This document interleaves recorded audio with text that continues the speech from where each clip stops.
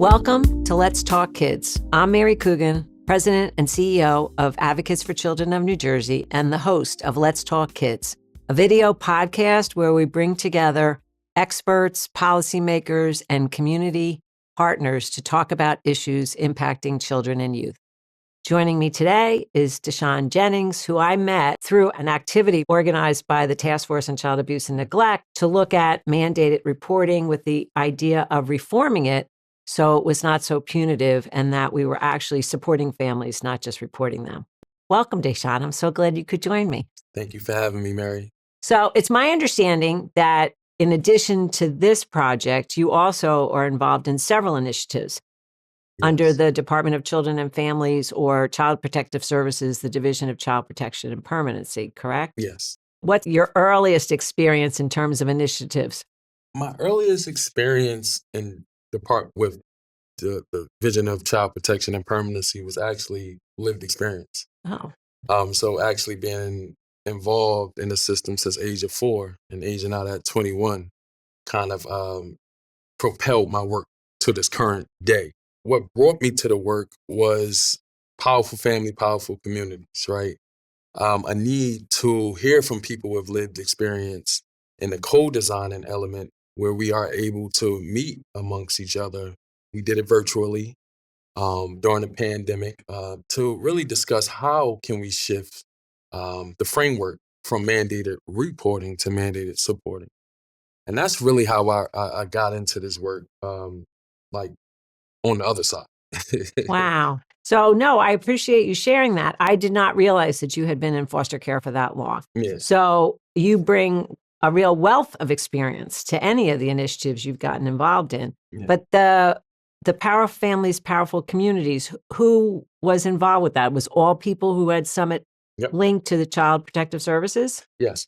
It was me plus 29 other co-designers who range from all across New Jersey, who had that same experience, whether they were parents, kinship supporters, or caregivers in some way, or youth that was involved in the system. We all met in one spot, right? We had DCF, I think, reached out to IDEO, which is a co-designing organization to really help us facilitate that co-design element, and we came up with a bunch of recommendations from that. So when you say co-design, is that kind of redesign? I mean, was the idea that you were trying to create a different system? Yeah. Or just change pieces of the system? Starting a discussion. Okay. Right. I think that for us to have gotten to PFPC, it had to take in the commissioner, Christine Beyer, to go on a listening tour to understand that what we thought was working was not working as far as state intervention is concerned. Families were being negatively impacted by involvement with child welfare in their systems, and PFPC was just what she looked to continue when it comes to hearing from people with lived experience. And can you talk maybe about some of the recommendations that came out of that? Any changes that have been made as a result of the work? Absolutely. There were up to 100 recommendations, but one that really pokes out and that is more practical to this day is the Truth to Transformation documentary. We wanted to really highlight stories from that co-design group on how we were negatively impacted and push it to a larger scale, to a larger audience, and let other people hear to actually start that process of transformation. So that documentary was that start. And that was one of the most prominent recommendations that I've seen thus far. Would you say the goal of it is to change some assumptions people might have about the families that get involved with Child Protective Services? Oh, absolutely. Just hearing from 3 separate stories and understand that a lot of families were caught up in that neglect web, which really furthered more traumatic experiences, not only for the child, but for the family. And just looking into that from that lens and just for, I know that the department, they shared their truth on that, how they have negatively impacted families. So it was just like a real documentary sharing truths. And in order for us to get to the transformation piece, we need to hear that truth. We need to hear the department actually admitting to those wrongs, admitting to those faults of where they have negatively impacted families over decades. Wow. Okay. So how does somebody see the documentary? Absolutely. Well, part of PFPC now, I'm the North Jersey Regional Coordinator for Powerful Family, Powerful Communities. We use that documentary to start those conversations within organizations, within communities, on how to what is their community looking like? How can we better support their community as far as youth and families is concerned? So we use that documentary as the pillar to start those conversations. So if anyone is interested, they can always go to our website, www.powerfulfamiliesnj.org.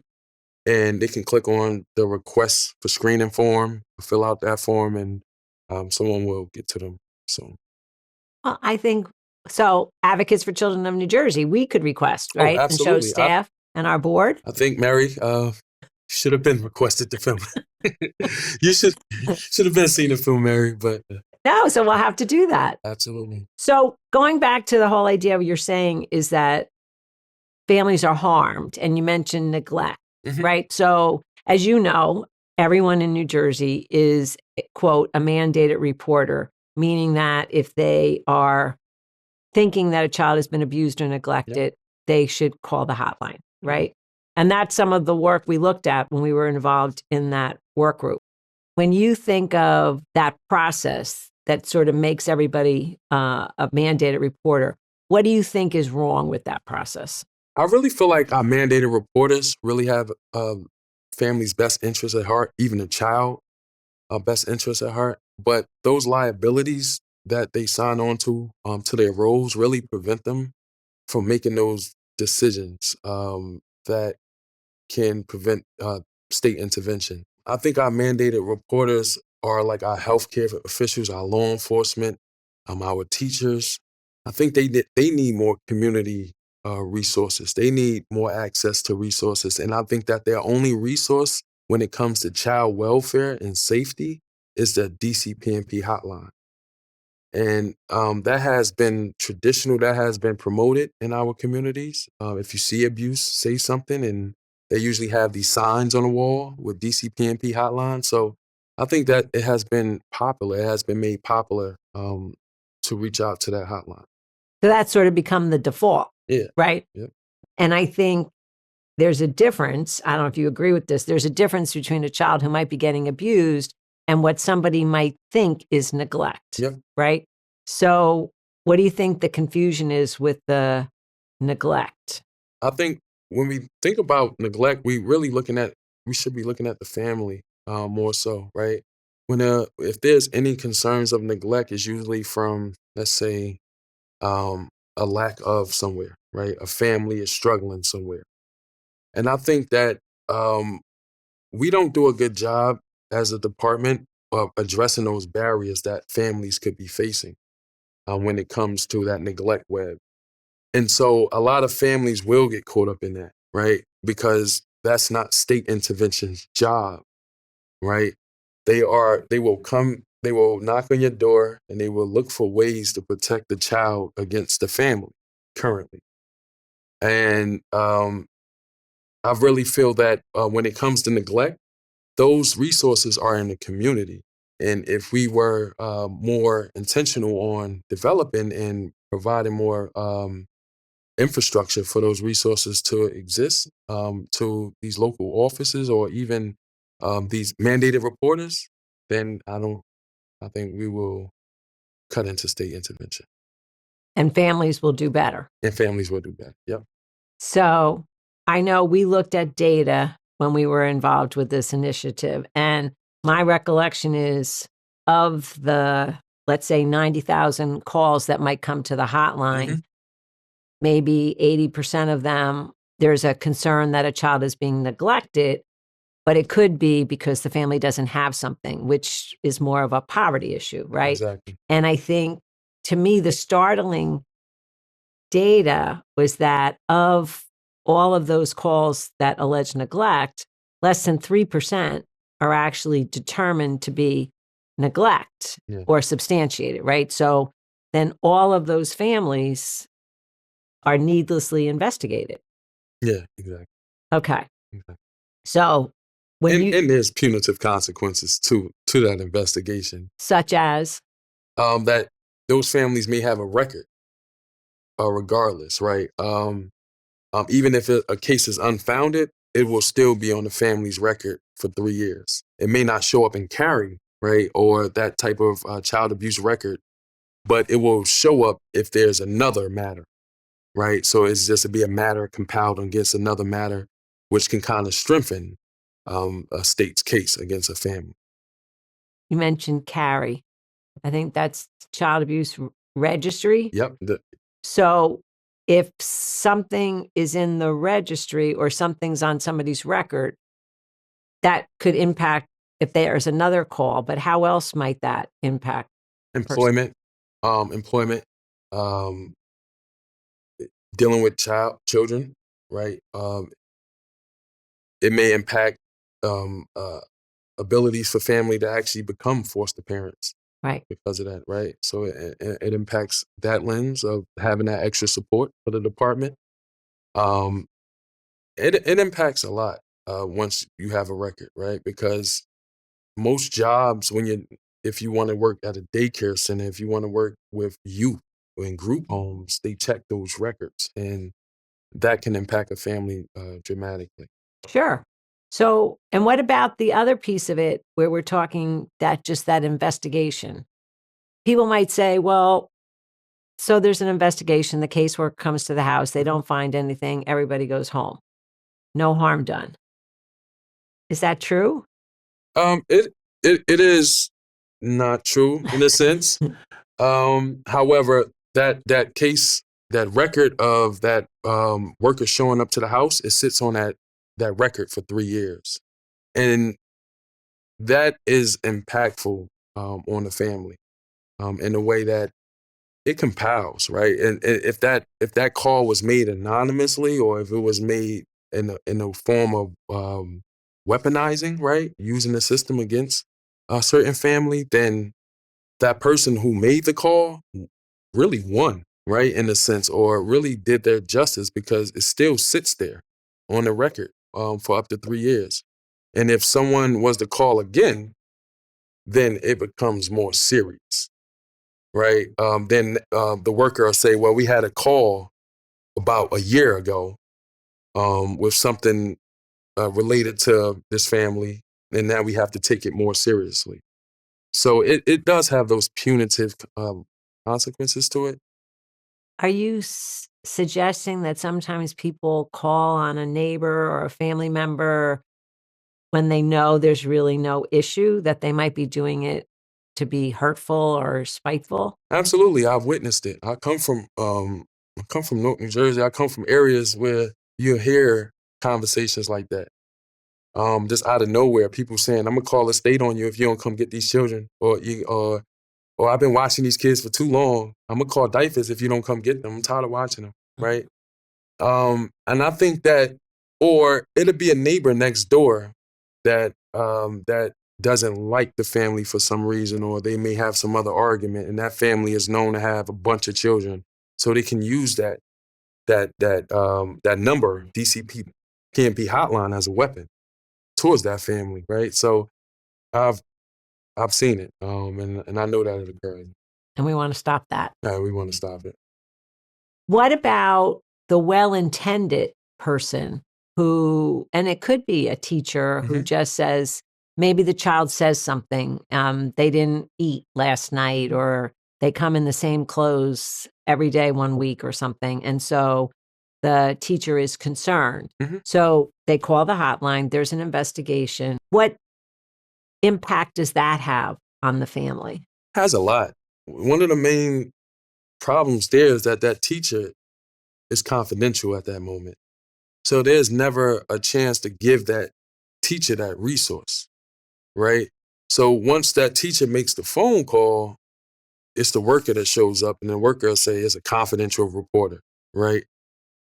Um, I just feel like in those instances that I wish that a teacher and maybe some support around the community can all meet with the family, or there will be a way that the teacher can call the parents in or have a discussion with the parents on their needs or their basic needs and assessment.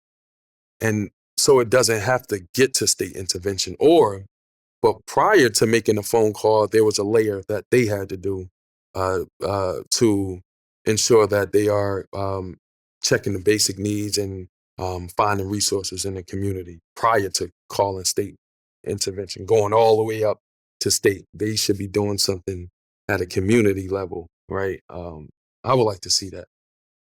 And maybe appreciate through training, which was one of the Yep. recommendations, as to what the negative impact on this family is by picking up the phone, however well-intended you are. And again, we're only talking about concerns of neglect. We're not talking about where a child actually has been abused. So I recall during some of the conversations we had at meetings, Mhm. people being concerned that if someone calls on my family, that even though I'm cleared, to your point, it's on my record, but also I'm going to be even um, scared that they're going to come again, Yeah, right? And my kids are going to be scared that the division could show up again. yeah, And so that anxiety is also causing a problem for the family, right? yeah, yeah. I just think that it's not, if the division shows up, right, that's a whole nother situation. The division showing up and how they're showing up. Some things you can't avoid, right? You can't avoid that phone call, that to the DCPNP hotline, but you can really look at how you are impacting families. What does that knock at the door look like, right? What does that assessment entails of? Are you are you are you really scrutinizing the family, right? Are you over surveilling the family, right? Mhm. And that's what it looks like at the door. And from what I've heard from several experiences, lived experiences from people who have dealt with those situations with people showing up at the door, it's never a good experience. It reminds them of like police officers showing up at the door. Like, not saying that you should be afraid of the police officers, but in certain communities, people would not accept too much police at the door, and Mm. that's pretty much equivalent to DCPNP. But I don't feel like it has to be like that. I feel like DCPNP actually have the ability, have the resources, have the privilege to help families. And if they were able to use that accordingly, I think we would have a better communities and safer families and connected families. I agree. So let's talk a little bit about some of the recommendations. So one of them was some type of training, Yep. right? And one of them was then who gets the training. Yep. So you talked about law enforcement, educators, health professionals. Are they typically the people who are the callers to the hotline? Legitimately, when they're legitimately concerned, those three categories? Yeah, I would say so. I mean, crisis happens right there in those moments, in those spaces. And so the thought was to have training for them to understand what the difference between abuse and neglect and when you should make the call and maybe when you need to think a little bit more about it. Yep. So you mentioned something about it would be great if let's use the example of the teacher, if the teacher knew about some other community resources, Yep. right? So did some of the training, is that contemplating that people would have access to those resources so they might refer a family? More so streamlined. I think that resources and communities, they are there, right? It's just that they're not streamlined. And one thing I've seen around organizations, that social services and any organization really in the community, that I don't see a question asking, do you have experience in child welfare in their referral forms? And I think if we can start there, right, with starting to like really expand to organizations on what's happening to people in the child welfare system in communities, then resources can align to our families, right? And DCPNP can use their privilege to streamline those resources directly to families, whether it's housing, right? A lot of situations, bridges, like as we know, come from housing, right? Housing situations, lack of transportation, lack of documents. Some don't have employable documents, social security, birth certificate. Just looking at that, right? What does that look like in our community, and how can we streamline it to our target population? Who would make those referrals? And is that somebody maybe who's also associated with the department? Yeah, Or are you thinking you want the health professionals or the educators or the law enforcement people to ask more questions and then make the referral? I think it should be an understanding of what the family is going through first at a community level before you call up the state, right? Once you get to understand what the family are going through, you can then use the state for their privilege to ensure that those resources are being handed directly to those families at a community level. I think more so the state is coming down trying to assist families when the community, that village that's surrounding that family should provides that immediate support.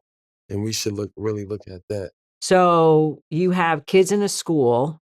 Are you thinking that school administrators, teachers, I don't know, the guidance counselor should all know where the Family Success Center is, where the housing office is, or should somebody be coming in to share those resources with them? There should be someone in the school that is educated on having conversations like that with families, that is educated on really understanding what a child is going through. Sometimes they'll go speak directly to the child. We're not saying that the child do not provide great information on or can't give you a general conception of what's going on in the household.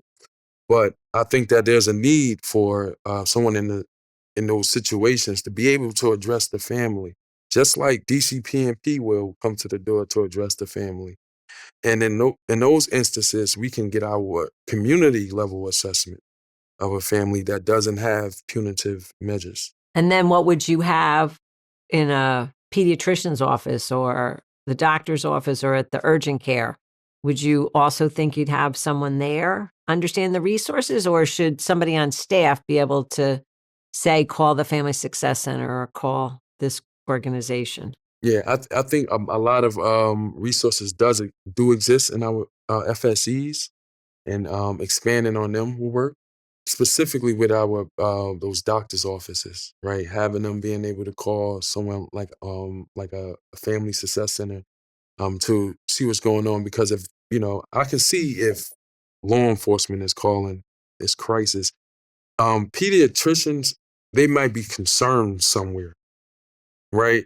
Whether it's, from what I've understood, is usually with the mom, or something may be going on. They found something in the blood or something's going on. I think in those instances, you should be looking in your community, right? You should be looking in the community to see what is there to help. And if there's a need to contact state intervention, we should know what's going on with the family. Mhm. From that standpoint, we should not be we should not just be okay with state showing up to someone's door to assess without the community doing that assessment first. And then the professionals, whether they be health professionals or educators, would actually develop relationships with families. I think to your point, Yep. and you'd be talking and you'd have a better sense of what Yep. does my family need, Exactly. and have a better sense that I Exactly. just don't have something, as opposed to I'm deliberately not providing for my kids. Exactly. Getting caught up in that neglect web, right? That stem from poverty. And in certain situations they are impoverished situations. So those conditions were set for them, right? And just looking at it from that lens, it's like you really have to understand that we have to do more. Not, some people from certain communities do not start on an equal playing field, right? And being able to provide that leg up and understanding that there's a need to provide a leg up from for one family versus another, that one may demand completely different needs, right? But we do have a general lens on how we assess. I think that can be changed, right? That you know, we should be personalizing the way we view families, and the only way we can get there is by community assessing first. And if there's a need for state, this is our assessment. We are in collaboration with you to help this family. So I think that that approach can work, and I think we've been working on that a lot and really thinking about how that can pan out. But yeah, Do you think sometimes people pick up the phone to make the report because they're concerned, what if I don't? Some child's going to be hurt. And or they think that professionally they have some responsibility or liability. And that sometimes drives the call being made just in case. oh, absolutely, absolutely. People want to protect their jobs. Those mandated reporters they have families, right? And if they don't know what to do, but if the only right thing to do is to call the hotline, that's what they will do. Are they wrong for that? No. That's a part of what they have learned. That's a part of their training, right?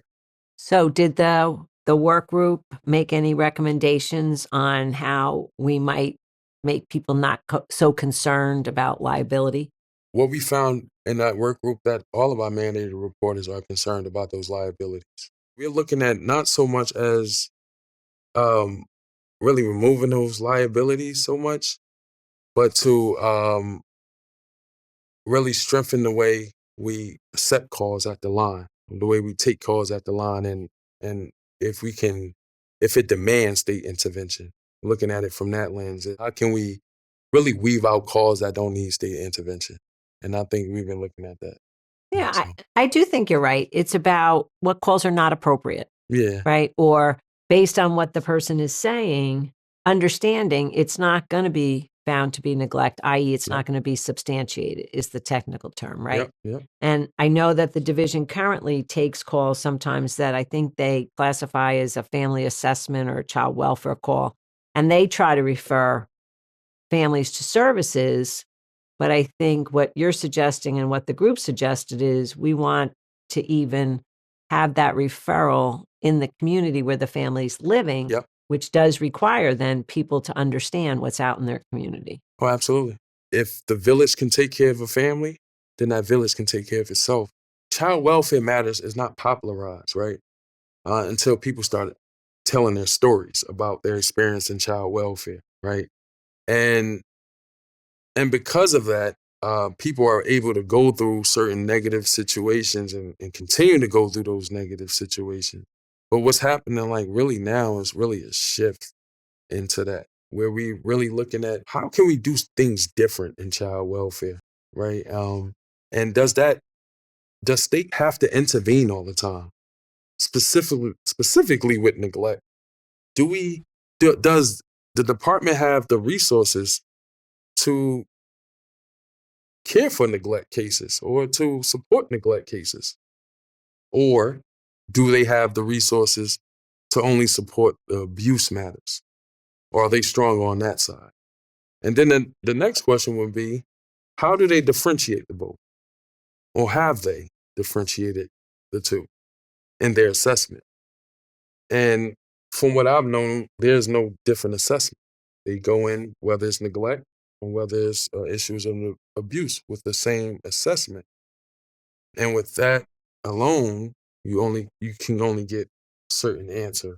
If the investigation is just one track, the family that's struggling, you're saying, is treated the same way a family who may have deliberately hurt their child. Yep. Yeah. And that's wrong. Yeah. Right. Yeah. I mean, and we must be mindful that not all families are going to be open for discussions with the department versus being open for discussions with a community member. You know, we want information, right? We want to know how we can improve a family's well-being to overall improve the child's safety and well-being. Some things result from not having a job. Just as a recent, with my organization, my nonprofit, I've been able to take DCPNP cases. I've helped people get a job, and they are on the path of getting their children back. And that, if it's that step by step, it can be done. Some may demand more than the other, but I've seen it firsthand what it looks like for a DCPNP worker to call a resource like mine and say, hey, Dashaan, this family needs a job. Her child was just removed. See if you can get her a job. One of her requirements to get her child back is a job and housing, right? See what you can do. And, long and behold, she's employed and on path to getting her children back. And just that, if we can magnify that 100 times, right? That, although it was state intervention already, I just imagine what could have happened if you would have called me first, right? And instead of reaching out to the state, that community resource. That's wonderful. So talk a little bit more about that part of your life. Oh, absolutely. So as I aged out of child welfare, I realized the gap. From child welfare, I seamlessly transitioned to adult welfare systems. And from that point, I said, you know what, I got to do something about this because I do not want others going through the same thing, feeling like after child welfare, there's nothing else to do, so they have to call social services. And that's really a state issue, right? And so Str8Up Employment Services, I started a nonprofit organization to kind of combat that, looking at our youth aging out of child welfare and to be a pillar to a system and to navigate in from 16 to 21 to develop like a plan to prevent the need for adult welfare, starting work early, right? Starting to save money earlier than when you aging out, right? Starting those conversations with our youth.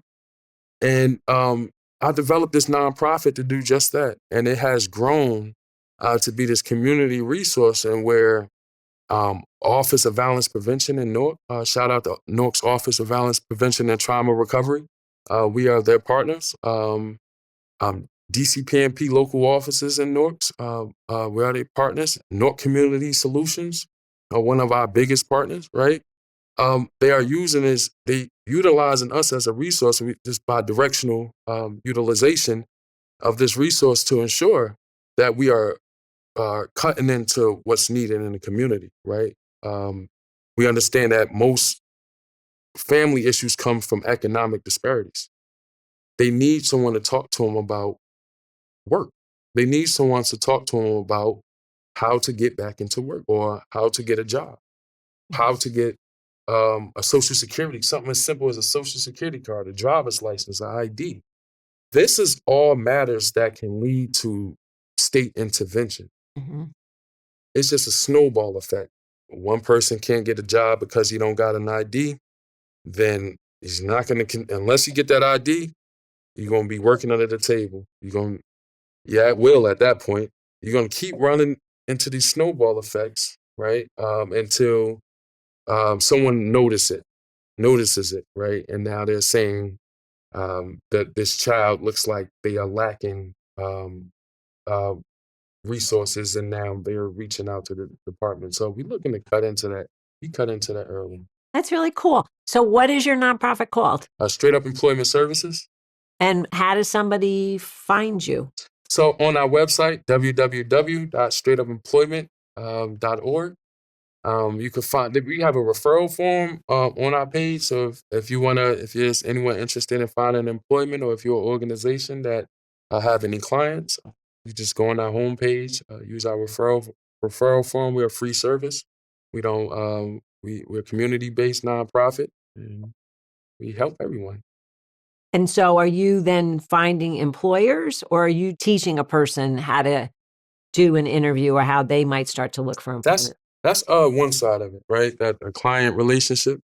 So we do have a client relationship side, and we do have an employer relationship side. So our client relationship side is us really zoning in on who they are. We assess them. We have an intense intake assessment, where we really zone in on those barriers, what's preventing them from employability. Some may need to work on a few things before we start getting to employment, some more than others. And we really look at that side to really build them up, whether it's through resumes development, whether it's through cover letters, whether it's through our Monday virtual support group that happens every Monday at 4 p.m., where they can learn simple instructions on workplace etiquette, or career readiness mindset, right? How to prepare your mind to be ready for a career, right? And then we have our employer side, where our employer engagement coordinator goes out into communities, make relationships with employers, and bring them back. We really inform our employers that there are people in the community that can use this job, and for real reasons. And we create relationship with employers so they don't have to really do too much recruitment. We have an employer engagement coordinator that handles that piece, and our client relations, and we just merge the two. We have a list that we send out, a monthly resource list. We send out monthly. It's our career resource guide that has all of those employers listed there that we have made relationships with, and we link our clients to them. So you said something about helping like local offices. So you also help teenagers find jobs? Oh, absolutely. There's a Paint Your Path program. We give them a chance to paint what they would like to be in 10 years, right? And then we give them a chance to come up and present in front of the class. And we have those conversations. And with that, we kind of turn those conversations into SMART goals, right? In which we make it more tangible and more realistic. Are you working with any high schools or just DCP&P offices? We have worked with several high schools thus far. We have our employment engagement coordinator always goes out. She's currently in Burlington Township right now, and at that high school, looking at who's the juniors and seniors graduating this year, because we want to invite them to our virtual support groups so we can start having discussions whether y'all want to go into trade, whether y'all want to go into college, or we can link you to these employers one of these employers that we have on this list. So, really looking at those high schools as a way to, um, target juniors and seniors, those who's soon to go into the workforce. So I heard you mention a high school in Newark, Mm-hmm. Clark, and then you went to Burlington County. So you're not just North Jersey. This is statewide. Statewide organization. Okay. And where is it housed, though? We're housed in Burlington. We're housed in Burlington, and we are in Main Library in Washington.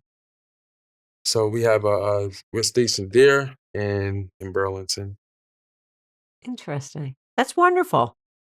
I'm afraid to even ask. What else are you involved in? If I would mention anything else, that I think that this is the most important project that I've been involved in, or opportunity that I've been given.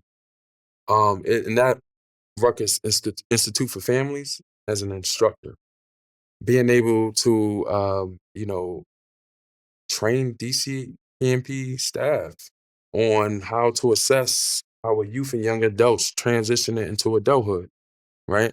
I think that is the most fundamental opportunity I have, as it advice can be practical at that moment. So definitely I would say Rutgers IFF, LEAP. I don't know if we discussed LEAP. No, we did not. Oh, wow. What's LEAP stand for? Lived Experience Expert Partnership.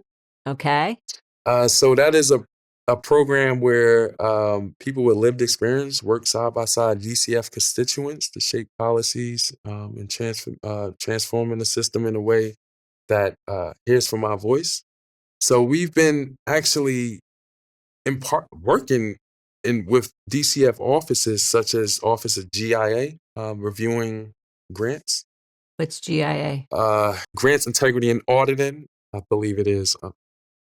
So GIA, to review the RFPs, we have had the opportunity to do that. We have been able to work with CFSR, right?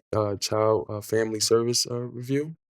Had a chance to facilitate focus groups with people with lived experiences to extract data on what's working in local offices, to inform the CFSR.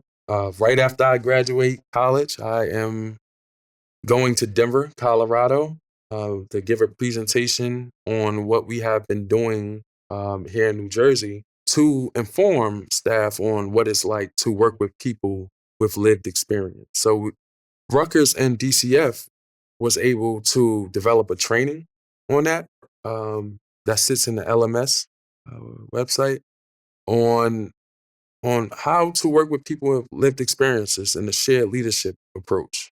So I was able to assist with developing that training along with other lived experts. So now I have a bunch more questions. So you said RFPs, which I think is request for proposals. So in that grant work, you're actually looking at what the grant that the division wants to offer somebody to make sure that what they're asking them to do is actually going to help somebody, or that their outcomes are going to help somebody. Is that?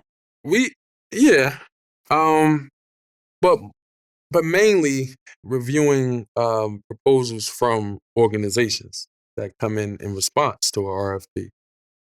So we have had a chance to review proposals for EPA, Exchange Parent Aid programs, supervised visitation services Okay.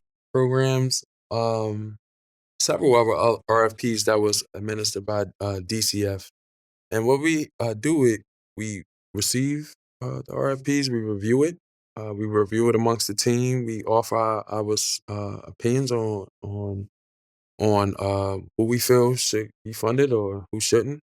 Do you ever say, well, maybe kind of tweak the program and how you could make it a little bit better, or maybe they could change how they're planning to implement this service because you think it's not going to work like they think it's going to work? I feel like there's a need for that, um, for that for that table to be built for us to have a conversation. I think that about time. We're not a part of the RFPs development, like developing the language of expectations Uh, from organizations. But we have been a part of reviewing proposals from organizations in response to RFPs. Um, but I think that is something to mention. Like we may want to sit there, right? right. Yeah. And say, well, I mean, again, because I think people are well intended, Yep.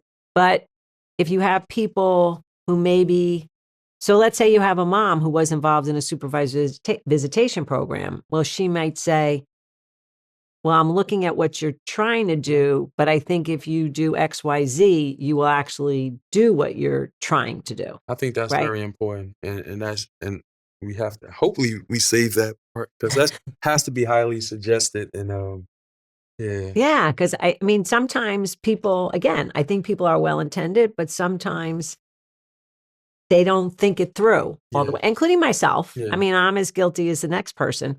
And so, and you also mentioned the CFSR. So that's the federal review. So the federal government is coming in to every state, yeah, right? And saying you have to meet certain yep, mandates. And so you're part of that process in terms of interviewing. Because my understanding is they do interview parents, right? And they yep. interview the attorneys and stuff on some cases. So, I mean, I think it's good for people to know there is some oversight Oh yeah, of the system. So with all these things that you're doing, which are wonderful, I'm not sure how you have any time to sleep in there, but what what would you like to have seen 10 years from now that all of these efforts have actually changed the child welfare system? How would you like to say, wow, I can actually see the difference because of the work you're doing or the work some of the other lead people are doing or the other powerful families are doing? yeah. Reduce state intervention for neglect. I would say that first. More community that's know of child welfare. Communities, organization that is centered around youth and families, right? So we all we looked at the numbers is a lot of calls, right? I can just imagine if those calls was given to a community organization in local communities, and the amount of resources we will be able to allocate to those community organizations because of the amount of calls they're getting. So thinking of it from that, using the data that has worked against us to work for us in the next couple of years, Mhm. um, um, for the betterment of 10 years. I would say families will be more trustworthy of the department because of the work that we're doing. I don't think the department is bad anymore. Like, it isn't as bad as it was, let's say, 5 to 10 years ago. I think that we have done a good job with addressing the mental models at the bottom of the iceberg. Um, Although the iceberg still is over the water, like it's still visible, but we are addressing the mental models all the way at the bottom, and we're starting to chip away at the iceberg at the top based on DCPNP local offices seeing Truth to Transformation film, um, uh, the Keeping Families Together initiative, people like yourself, Mary, who's advocate for children in New Jersey, that is using your space and your voice to ensure family and youth wellness.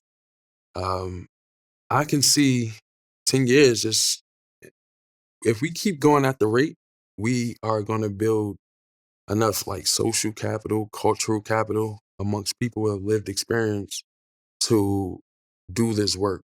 And then we, people with lived experience, will be that organization within the communities in assistance with DCPNP.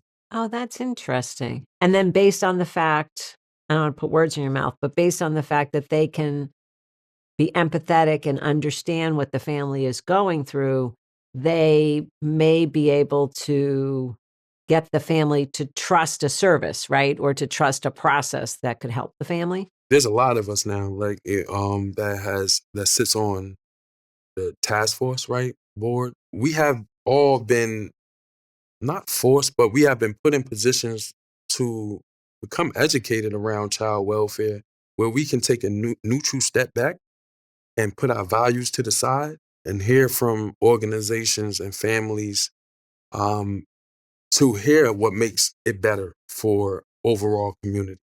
When we talk about service and family. And I think in 10 years, I think that with that education and that information will become more valuable. Um, as we have seen that our qualitative insight has started something, right? We have, you know, since PFPC inception, during the pandemic, we sat around and discussing how to convert reporting to supporting. Uh, 2 to 3 years later, you're sitting on a task force, right? So I think that, it's progressive, right? And it's the work of lived experience do not sit with government. It would have to sit with lived experience and community. And the commissioner, Christine Norbert Beyer, has been very supportive of this transformation, Yep. correct? Yep. So, what other departments or agencies do you think have been supportive of this work or need to be more supportive of this work? Many agencies in our community that can assist our families with barriers. Social services, they should be at the table. Transportation, should be at the table. Education should be at the table. All departments that has family exist in them should be at the table. Department of Justice. Those families, there's families in jail, unfortunately. That father or that mom is in jail. They're still a family member, right? There may be need to address that. Families that are in there, right? Um, Families that have state involvement, but the father is in jail, the mom is in jail. I can see that, like, the department will not try to reach out to the father that's incarcerated. There may be a need for that. Um, I just feel like when it comes to co-design, I think that if youth and families at the center, anyone can sit around the table. Anyone that understands what families can go through, and who can prevent state intervention should be around the table. And I don't want to keep saying prevent state intervention like, state intervention isn't needed. There are cases where state intervention are needed, and I want to just note that. But data says that it has been overutilized. So I would just like the cases that was been overutilized for to be given to the community, for the community to see those cases, and so that the department can have room to handle the cases that they really need to handle, right? And yeah. Do you think that the child welfare system, in terms of child protective services, involves fathers as much as they should, or does enough for fathers, who I think sometimes are peripherally involved? They're not necessarily what they call the target, Yeah, right? yeah. I think that historically, fathers haven't been involved in anything that's related to welfare. Um, because from what I've learned that, in order for, let's say, a woman to receive assistance, um, but they will have to have proof that there's no father living in the household. Mhm. So if I take that historical context to child welfare over the last few decades, I don't see how, with knowing how systems work with one another, I can see how fathers not were not really thought of, or just an afterthought when it came to child welfare in that space. But over the last couple of years, I have seen major changes in the department, relatively, um, with their DCF council, their councils. They have a fathers councils now, where fathers are able to convene and discuss certain things that in the community that they would not be able to discuss in any other space. So I think that there has been improvements over time, but there is a need for major improvements still in communities for fathers to be involved. Mainly because fathers don't trust the system, right? Because of that historical context. And if we are looking to integrate fathers into anything, we have to really learn how to speak with them, right? Learn how to talk with them, right? Fathers are very protective over their children, and whether they speak with the worker or not, you can bet that they're very protective over their children. Department workers use their authority to kind of overstep the father's authority, and they do that by showing up to the school, right? So the safety layer that the father places all over the family, the state finds a way to rip it off, um, just by a knock at the door, right? Um, they are able to go to a school and speak with a child without the father or the mom being there. That's that safety layer. Um, they will call if a father's on probation, right? I've seen this. Um, they will call a probation officer on the father, and just to check if the father is of a violence, or if he's a physical threat, or could he be a physical threat to a child. One system can affect the other. So with that being said, I don't see fathers wanting to actually engage with people from the department, and that can be it. Where they could be a resource, Yeah, right? Or right, they yeah. yeah. They just we just don't know how to speak to us yet, and that's the problem. Um, and that's going to change within time. I just think that it would take more systems changing, right? Welfare systems, other systems where money comes from for families to support families. that says that the father can't be there. They have to change first. I know sometimes there are cases where, as you said, the father's involved, but he's not there, Hmm. right? And he might get accused of something which was be inappropriate. And I know of other cases where the father, maybe because of employment or some other circumstances, they've actually moved away. Somebody calls them and says, your child's in foster care, but then he's made to jump through a lot of hoops, Yep. which doesn't seem fair, I Yeah. guess. Yeah. I don't. I don't see it. I don't see in that instance. Once that child is removed, it being fair for no one in the family.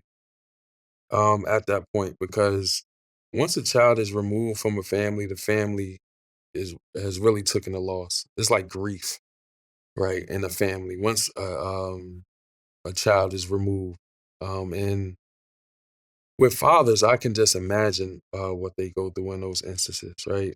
Some situations they have more control of. They may have more control of that situation than others. So it's looking like I just feel like most fathers should just. I think that most fathers should possibly um, have they use their lived experience, or start using their lived experience, and start coming into spaces, joining councils, and start that change towards those policies within social services. Because I really know I really don't want to say it's child welfare related, because it's really social service related. Um, and that is just simple. It's that I would, if we can change the way social services view fathers, we can change everything. Interesting. I know some people want to expand the definition of child welfare to include all things like social services, right? So Yep. it's not always just a child protective services agency that's responsible to respond. So it's interesting. Do you think it would be better if social services, and I'm going to broaden this, that could involve supports for childcare, that could involve some housing assistance, it could involve um, healthcare Hmm. in New Jersey family care. Are you saying that we should change maybe that the income should be a sliding scale? Because I think some of the reasons why fathers couldn't be there is because the income of the household had to be so minimum to get any type of assistance. Yeah. Would it help if it was a sliding scale, do you think? Yeah. I feel like with income, that has always determined whether what supports a family can have, right? And of course, a father, once a mom presents her income, if there's any, and then the father presents their income, it automatically becomes, why do you need support, right? But they don't look for the answer. So why do you need support? Or if they was to ask that question, ask the family that question, right? And they was to find out the answer, how could would they support them, right? Some families are, they may have the income, right, but they may not have the knowledge of budgeting. They may not have the knowledge of credit, right? And that's where agencies and departments can come in, right? Okay, we see y'all both have an income. Why y'all here? Okay, we may be able to give you this, but this will be a selected time to give you this. But you will have to complete these budgeting classes. You will have to complete these financial classes, because we know that everyone needs some assistance, right? And we just want to make sure you are right. So I think that having that lens on things would be better in the state of New Jersey, opposed to, oh, you're making too much, or or or not, right? I think right now, things have changed at a national climate in which you can make some money and still receive some government assistance. And maybe if we can lean on that. So I guess the last thing I want to talk a little bit about, if you don't mind, is what do you think youth who are older, so let's say anybody 14 and up, who are still in the foster care system, what things should the system be focused on teaching them, making sure they can do certain things before they leave the foster care system? Oh, absolutely. Firstly, those youth should be at the table. I think it's more important that their voices is heard between those ages of 14 to 21 at the table. Learning of what interests them.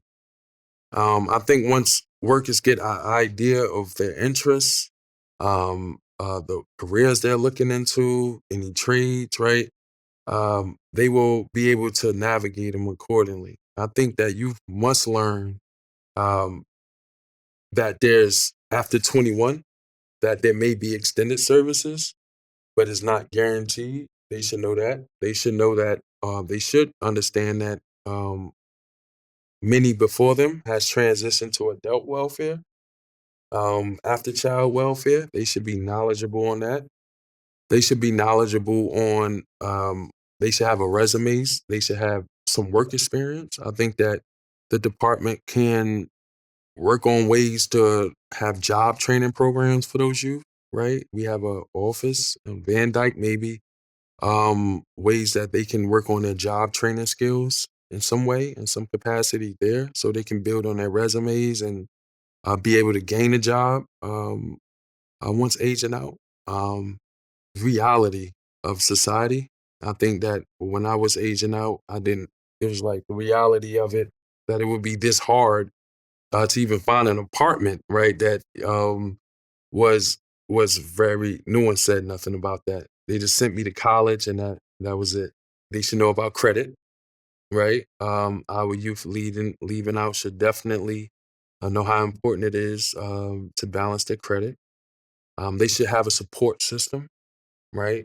They should understand the importance of having support around them. I don't think no one should leave out of child welfare without at least someone to call when things get hard, or someone to call for support on certain matters. Um, yeah, yeah. Anything else that you wanna talk about or other things that maybe our conversation has said, "Oh, one more thing I wanna leave with people who are listening today." Families are not are not supposed to be over surveilled, right? We are looking to build trust between communities and the department. It is important that we all recognize that we all play a role in youth and families, right? Whether that's the negative impact or the positive impact. What we do now today, it plays a role for that future, the 5 to 10 years department um, policies and practices. That there are people out here that have been through the system already, that have grown up and are now looking back at the system like, you know what? I'm gonna give my input. I'm gonna give my insight, and those people are changing the system from within, to the point where our local offices are catching wind of it and they're interested. And those are the mental models we are looking to address, right? Once it gets to those DCPMP local offices, that's the tip of the iceberg, right? And we've done a great job with really challenging people thought patterns on what it's like to engage with families, right? In an effective way. Our Commissioner, Christine Bayer, her thoughtful initiative when she came in 2018 to listen more than talk has pushed us to this point where we are doing more listening with PFPC than talking. We're letting communities build these chapters so that we are able to, work on strategies to better youth and families in the state of New Jersey. And finally, this work is not over. This work has just begun, Mary, as you know, right? We have more work to do, and we have made great strides. And as a person with lived experience, I'm proud. Well, you should be very proud, Dashaan, and I really hope you appreciate all the value you have brought to this work and to the department. They're lucky to have you. I really feel that this work, I didn't find the work, it found me. Anyone that went through what I went through in the system, I hope that, you will find your way to these spaces and be able to offer your lived experience. My lived experience is just a percent.